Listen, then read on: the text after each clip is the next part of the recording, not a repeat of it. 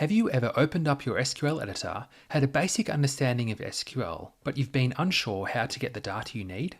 One reason is that confidence with SQL doesn't come from just watching tutorials. It comes from practice and experience. In this video, I'll show you how to build that confidence step by step, recap the most important lessons from this series, and explain what to do next if you want to speed up your learning curve. The first big lesson is that watching tutorials isn't the same as mastering SQL.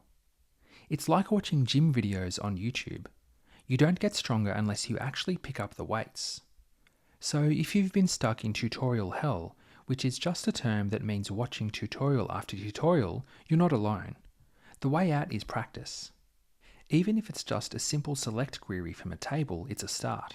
Writing and running a query will help you learn and improve your skills. The second lesson is that real data makes all the difference. If you only practice on simple examples, you'll always feel a little lost when you face messy, real-world data. Take a look at this dataset from Kaggle, which is a movie database. It's got thousands of rows, a couple of tables, and it's a bit messy. Perfect for practice.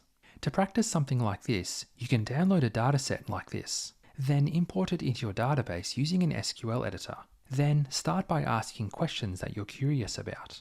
Using your specific dataset. What is the highest rated movie? Which team scored the most points last season? Who is the top customer by total purchases? Answering your own questions with SQL is how you turn theory into confidence. It's tempting to copy and paste code from Stack Overflow or ChatGPT without really understanding it. But that doesn't build your confidence with SQL. It just makes you dependent on someone else's query. Instead, treat every query like a puzzle you can break down yourself. Analyze the query you're looking at and try to understand why it works and how it works. You'll get better at SQL even though it feels slower. Now for lesson number 4. When you're staring at a blank page, it can be easy to feel lost about where to start or what to do.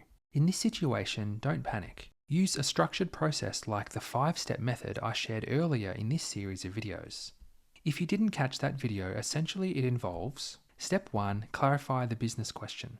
Step 2. Write the steps in plain English. Step 3 is to map them to your database tables or understand what you're asking for and where the data may be stored.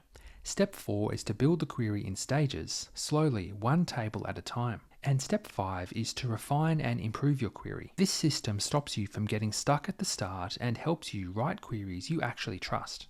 The confidence you can get from SQL doesn't come right away. It comes slowly with practice.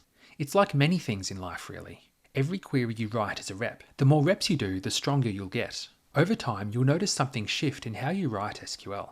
You'll stop second-guessing yourself and you'll start solving problems faster with fewer mistakes. Now, you can build this confidence on your own with practice, and I encourage you to do that. But if you want to shortcut the learning curve, I've created a course called SQL Simplified. It takes you from blank page to a confident SQL writer with practical techniques, real examples, and a system that works across any SQL database. Check the link in the description to enroll today. You'll be amazed at how quickly your confidence grows with the right guidance. Let's recap the lessons from this video and from this series. Watching tutorials doesn't equal mastery. You've got to write queries. Real data builds real skills, and there are plenty of places to get it. Avoid copy-paste habits. Follow a system when you're stuck. And remember, confidence comes from practice. You can get there, and if you want to get there faster, join me in SQL Simplified. Thanks for watching.